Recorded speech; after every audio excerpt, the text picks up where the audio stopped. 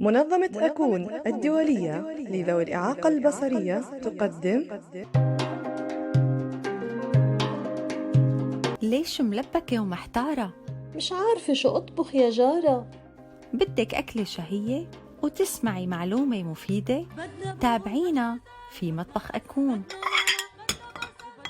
مطبخ أكون، إعداد وتقديم ريما الدرة. الإشراف والمراقبة العامة ظاهر الويش. إخراج جو كريم.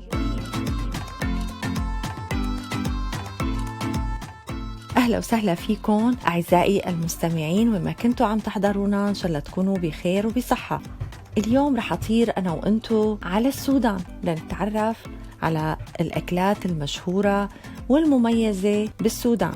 لهيك رح نرحب بضيفتنا المميزة الأستاذة نعمت. أهلا وسهلا فيكي معنا. أهلا ومرحبا بك يا أستاذة ريما، سعيدة جدا إني أكون معك في برنامجك الرائع، وبتمنى إني أكون ضيفة خفيفة الظل عليكم إن شاء الله. حبيبتي شكرا كتير إليك. أنا بدي استغل الفرصة وبدي أسألك عن بعض الأكلات المشهورة بالسودان، يا ريت هيك تعددينا بعض الأكلات. طيب يا أستاذة ريما، أول حاجة نحن عندنا السودان مقسم إلى شمال السودان وغرب السودان ووسط السودان وشرق السودان وكان جنوب السودان، أما جنوب السودان الآن يتقسم وبقى دولة قائمة بذاتها. طيب عندنا في شمال السودان الأكلات المشهورين بها جدا الملوحة والتركين. في شمال السودان يعني زراعة القمح من المحاصيل يعني المشهورة في شمال السودان، ويعني هم بيمتازوا أو من الأكلات المشهورة عندهم القراصة اللي هي بتتعامل من القمح، وبعد ذاك عندهم الملوح والتركين. أما غرب السودان يعني هم مشهورين بزراعة الدخن، فمن الأكلات المشهورة عندهم عصيدة الدخن. عندهم الميرس من الحاجات المشهورة بغرب السودان، والكول ده غرب السودان. أما بالنسبة لوسط السودان اللي هي توجد فيها منطقة الجزيرة، مشهورين بزراعة الذرة. من الأكلات المشهورة عندهم العصيدة بالملاح اللي هو ملاح الروب وملاح التقلية وملاح البامية والخضرة، دي من الحاجات المشهورين بها في وسط السودان. أما شرق السودان عندهم السلات ده هو عبارة عن هي لحمة بتتشوي على الحصى، يعني حاجة رائعة جدا. أما في جنوب السودان سابقا فهم مشهورين بحاجة اسمها الكجيك ده عبارة عن السمك المجفف، فدي يعني من الحاجات المشهورين بها، يعني ولاية السودان شماله وشرقه جنوبه ووسطه وغربه. ما شاء الله، في أنواع كتير والله من الأكل، وغريبة الحقيقة أول مرة بنسمع بأسمائهم. يعني يا ترى شو اخترتي لنا اليوم أكلة من المنطقة اللي أنتي منها يعني؟ طيب يا أستاذة ريما، طبعا أنا من وسط السودان، من منطقة الجزيرة، وزي ما قلت لك في الجزيرة نحن مشهورين بزراعة الذرة، ومن وجباتنا الرئيسية هي العصيدة، واليوم حتكون وصفتنا العصيدة وملاح الروب إن شاء الله. يعني من الأكلات اللي بنحبها جديد في وسط الجزيرة، وممكن تكون في كل يعني ولاية السودان بيحبوا العصيدة وملاح الروب ومشهورين به جدا في رمضان وفي الأعياد وفي المناسبات، بيكون من الأطباق الرئيسية يعني. فاليوم إن شاء الله وطبقنا حيكون العصيدة وملاح الروب.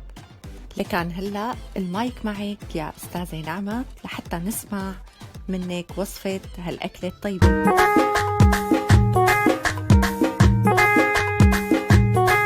طيب يا أستاذة ريما، نبدأ طبقنا الأول اللي هو ملاح الروب. المكونات: أول حاجة بحتاج لبصل تقريبا زي 4 بصلات متوسطة الحجم كده. محتاجة لزبادي أو روب أو في بعض البلدان بيسموه الياقورت. بحتاج لزبدة الفول السوداني، نحن في السودان بنقول لها الدكوة. بحتاج لدقيق بسيط جدا، دقيق قمح. بحتاج للبهارات الملح والشطة، والحاجة الأساسية الويكة دي عبارة عن البامية بتقطع إلى أجزاء صغيرة وبيتم تجفيفها، وبعد ذلك يتم طحنها، بتسمى عندنا في السودان الويكة، وبنستخدمها يعني دايما عشان الملاح يبقى يعني لزج كده. طيب نبدأ.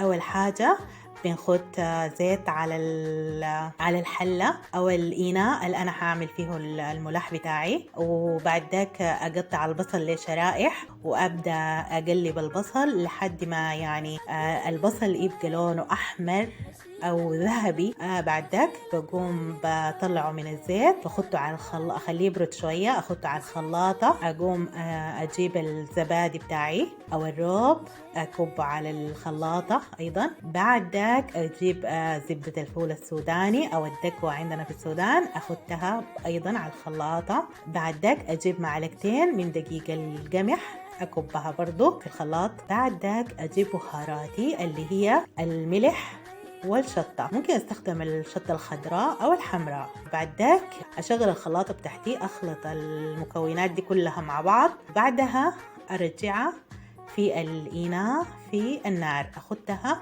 على النار. بس ملاح الروب عندنا بيحتاج إنه أنا طول ما خدته في النار أكون طوالي بحرك فيه. عندنا في السودان حاجة اسمها الكنش. الكنش ده مصنوع من الخشب، وبيتم تحريك الإناء بالكنش ده. بنتم يعني دايما بيكون بنحرك فيه طول ما هو في النار لحد ما يبدأ الملاح يعني يفور. عفوا نسيت، ممكن نعمل له شوية من الصلصة عشان تديه لون يعني لونه يكون جميل، فبنديه شوية صلصة برضو في الخلاطة. عفوا نسيت. بعد ذاك بخده على النار وببدأ أحرك فيه لحد ما قوامه يبدأ يتقل معاي وزي بيبدأ يفور. أول ما يبدأ يفور أقوم أنزل عليه بمعلقتين من الويكة اللي هي البامية المجففة، وبعد ذاك أقوم أحركه وأخليه شوية على النار زي 5 أو 7 دقائق بالضبط. بعد ما كبيت الويكة أخليه زي 7 دقائق وأطفي النار. كده ملاح الروب عندي أصبح جاهز. نمشي للعصيدة بتاعتنا. العصيدة هي عبارة عن دقيق ذرة. في ناس بيحبوا يعملوها عصيدة خميرة. الخميرة دي اللي هي بيتم عجنها قبل يوم، مثلا أنا عايزة أعمل الليلة لازم أعجنها من أمس يعني. أما في ناس بيعملوها بيحبوها فطيرة. الفطيرة دي ممكن تعملها في لحظات. طيب بالنسبة للخمير بتكون معجونة، بتجي تكبي موية على الإناء بتاعك اللي حتعمل فيه العصيدة، وبعد ذاك بتقومي تكبي العجين بتاعك وتبتدي تحركي برضو بالكنش بتاعنا اللي قلناه داك. طبعا بيكون عندنا واحد للعصيدة واحد للملاح، دي من الحاجات الأساسية عندنا طبعا في مطبخنا السوداني. تحركي لما القوام برضو بتاع العصيدة يتقل معاكي وتبقى حاجة متماسكة كده. تقومي بعد ذاك عندنا قوالب كده جميلة، بتقطعي العصيدة بتاعتك في القوالب. وبعد ذاك لو عايزة تعمليها فطيرة برضو بتجيبي موية تخطيها في الإناء، ولما خلاص المويه تغلي بتبدي تنزلي عليها بالدقيق شويه شويه شويه لحد ما تصلي للقوام اللي انت حاباه. وبعد ذاك بتقومي هو تقطعيه في القوالب بتاعتك. خلاص لما يجي وقت الوجبه بتقومي تقلبي القالب ده في صحن كده يكون جميل. الملاح بعد ذاك تخطي عليها ملاح الروب. طبعا يا ريما الصراحه يعني حتاكلي صوابعك وراها. جميله يعني اكله جميله جميله جدا جدا جدا، وبتمنى انه يعني الوصفه تعجبكم وتقدروا تطبقوها ويعني تذوقوا الأكل السوداني إن شاء الله يا رب ويعجبكم. وبتمنى كمان تزورونا في السودان وكمان تاكلوها عندنا في السودان إن شاء الله. شكرا كتير إليك على هالوصفة الأكل الطيبة، باين إنه لذيذة كتير. هلأ بسمع في كتير أنواع من العصاير بالسودان، والحقيقة يعني غريبة ومشهورة فيها السودان كتير. حتى في نوع معين يمكن مشهور كتير عنكم، لو تخبرينا هيك لمحة صغيرة عن هالعصاير يا نعمات. من العصاير أو المشروبات المشهورة جدا جدا في السودان واللي بنتميز بها عن باقي الدول، أول حاجة عندنا التبلدي أو القنقليس، وعندنا الكركديه والعرديب. ومن المشروبات اللي بجد بيحبوها كل السودانيين ومشهورين بها جدا جدا الحلومر أو الآبري، يعني الاسمين. طيب الحلومر من أفضل المشروبات عندنا في السودان لجميع السودانيين، حتى الأجانب اللي بيزورونا بجد المشروب ده بيعجبهم جدا. طيب الحلومر بيتم يعني صناعته من الذرة، بيجيبوها بيبللوها وبيخطوها على خيش لمدة مثلا 3 أيام لحد ما تقوم فيها شعيرات. بعد ذاك بتتخطى في الشمس عشان يتم تجفيفها. بعد ذاك بتطحن. بعد ما تطحن بتجي تضاف لها بهارات مثل الحلبة والعرق الأحمر عندنا والعرديب والبلح أو التمر. كل قبيلة أو كل ولاية بعد ذاك عندها إضافاتها يعني. فدي الحاجات يمكن الأساسية أو الرئيسية لجميع الناس. بعد ذاك بيتم تجهيزه، وبعد ذاك بيقوم بيطبقوه لطبقات بيتخطى في إناء وبيحفظ، وممكن يقعد سنة يعني أو أكثر كمان، وكل ما قعد بيكون أجمل، طعمه أحلى. طيب بالنسبة لطريقة تحضير الحلمون، بتجيبي على حسب أسرتك، لو متوسطة بتجيبي طبقتين من الطبقات دي، بتخطيها في إناء، بتصبي عليها ماء، بتخليها لحد ما تنقع لمدة 4 5 6 ساعات. كل ما قعدت بتكون أفضل، بتديكي نكهة أحلى وأجمل. بعد ذاك بتقومي تصفيها وتجيبي السكر بتاعك على حسب الحاجة اللي انت حاباها، تطعميها وتاخديها في جك. عندنا طبعا احنا بنقول جك اللي هو بتتقدم فيه، وبتخديه في الثلاجة علشان يعني يبقى بارد وجميل. حتى يلا الطبقات دي بعد ما نصفيها كمان نحن بنستفيد منها كمستحضر تجميل. بنخدها في إناء بلاستيك وبنخدها في الثلاجة، ويعني بيدلك بها البشرة بجد رهيبة شديد، وبتدي نتائج يعني جميلة. يعني بتدي كل الخلايا الميتة وبتدي نضارة والنورة كده، يعني حاجة جميلة جدا.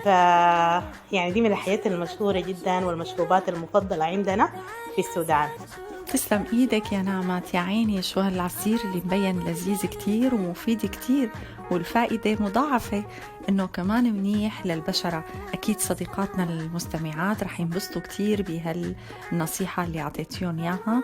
شو بتحبي تودعي الاصدقاء المستمعين؟ شكرا لك يا أستاذة ريما، سعدت جدا بوجودي معاكي في برنامجك، وبتمنى إنه الوصفة يعني تعجبك وتعجب جميع من يستمع إلينا. شكرا لك يا حبيبة، وشكرا لكل الفريق العامل في البرنامج. وهيك يا أصدقائي المستمعين وصلنا لختام حلقتنا لليوم. بتمنى ما تنسونا من الضغط على زر الإعجاب، مشاركة الرابط والاشتراك بالقناة، وبودعكم وتحياتي للجميع. كنتم مع مطبخ أكون.